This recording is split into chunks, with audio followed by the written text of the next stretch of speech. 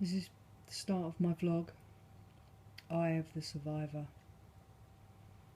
I'd like to begin with a poem I wrote last year when my PTSD symptoms completely spiraled out of control through a lot of different traumatic experiences happening all around at the same time. I've suffered PTSD for the majority of my life since I was a child and experienced the first huge trauma. I have recently, as a result of research, having contact in the sense of being able to research posts by people like Ross Rosenberg, Lisa A. Romano and Spartan Life Coach, I owe a huge debt of thanks to everything they've ever posted on here. I've just recently recognised I've been a codependent all of my life too, which is more than likely why I have suffered with PTSD, and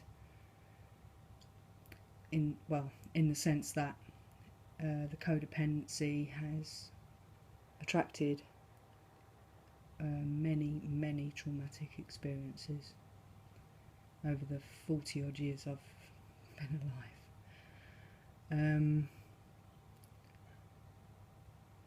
Bear with me, I slow down my speech because I've learned that this is a fantastic technique to use against anxiety, severe anxiety. The more I slow myself down, the more I can gather my thoughts and be as concise as I could possibly be under that state of intense anxiety. I hope you benefit from what I'm trying to do, why I'm posting. It'll become more understandable as time goes on. I'm not going to fill in too many gaps because I will get long-winded, that is the problem. So I'm going to start with a poem that I conceived when I was in complete and utter despair, when the PTSD symptoms spiraled to an inconceivable level. I've never experienced it this bad before. I've had it bad my whole life, but it's crashed my life down and I'm rebuilding now. So here goes. It's hard to know just where to go when panic strikes. It's hard to know just what you feel when what you feel just doesn't show. It's harder still when everything you think comes rushing in, then rushes out in bursts and shout, defiant, cocky, spiteful mouth. I wish I could adjust the screams that echo in my mind and dreams. I wish that I could use my strength to drag me up and bathe my stench, to keep a watchful eye on me and not come to without bedclothes, brushed teeth, brushed hair. A broken smile and a vacant stare. Reality of all the time that I've lost, all spent with ghosts at such a cost, until it's drained every last drop and grain of power, strength to feel insane. You return to a world from whence you came to feeling numb, indifferent and chained. At least you think. Too tired to walk, too tired to talk, too much to do. You can't take a walk. But all I swear is not lost, for we are alive despite the cost. In spite of nightmares, trauma, alarm, we live for just one drop of peace and tranquil calm. We live to share our bravest hearts, to share our plight and lift the parts of those who've just begun their path, so they may find the light we cast. And never feel lost, alone, without someone behind, beside, throughout. We are here to show you we can survive, we can exist where dreams collide, we can remain to carry on, but must admit when we're not strong enough. We must try hard to beat the dread, let love in and change its head. And if we can't, we'll try again, another day, another week, another year, until the end. I think it shows how frightened I was. I can remember how frightening everything was at that time. I'd like to read you a passage from the very first entry I wrote.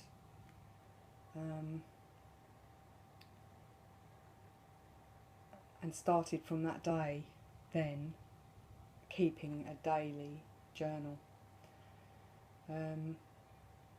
It's been a battle to be able to bring any mental health services into my life.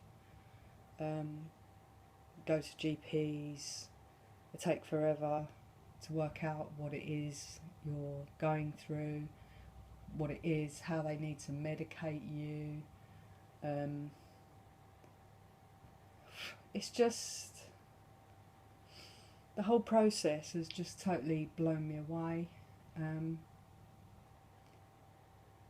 I never really realised just how bad things could be within the mental health service. I'll read you a patch from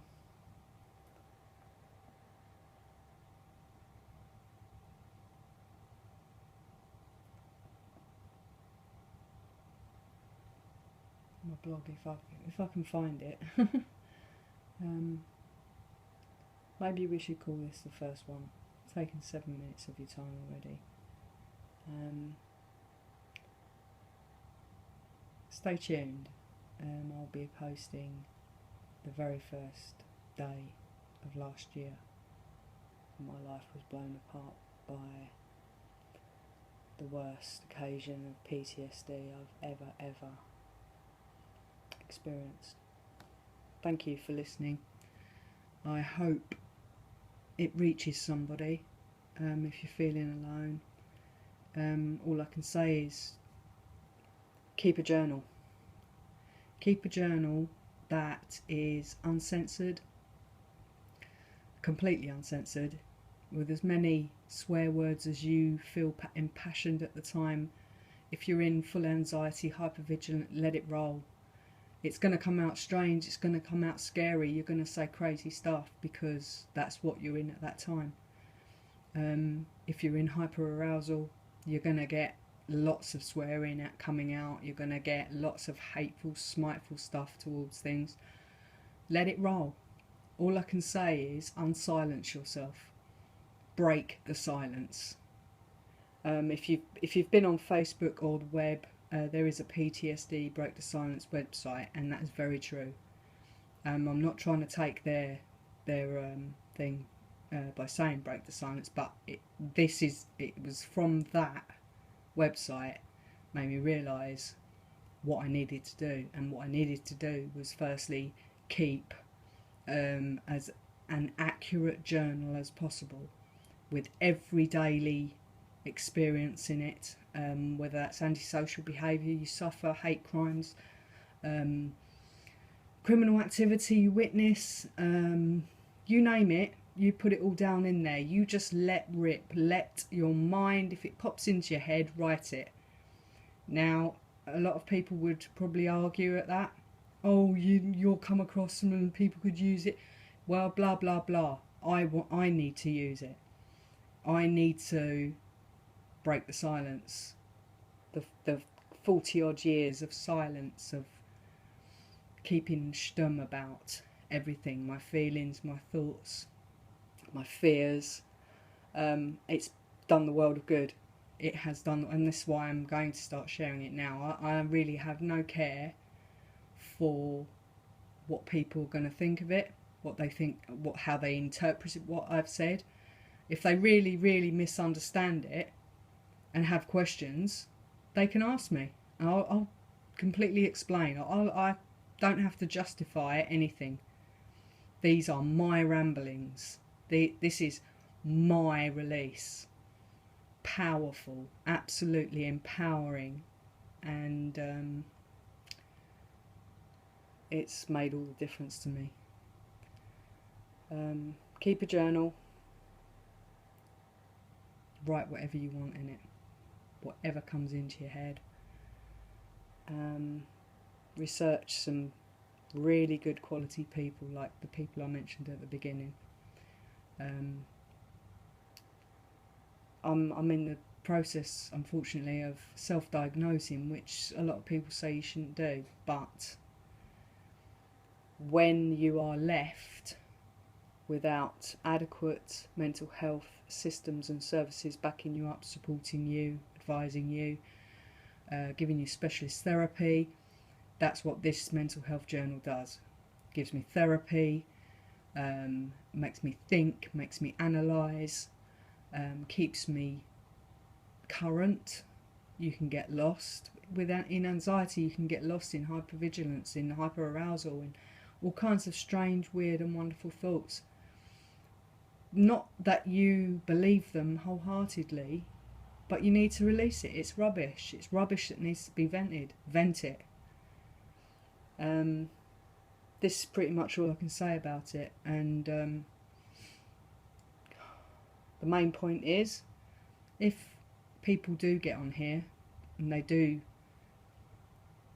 take a dislike to anything I've written or have a criticism, please give it to me firsthand so that we can talk, so that I can explain to you what I believe, why I believe I said something, why there was that much power and passion and anger or sadness or relief in there. If you know, this is what this is about. It's about helping people in a positive way, using such an awful hell negative as I have had to experience with PTSD, and turn it into a massive positive to help people. Thank you.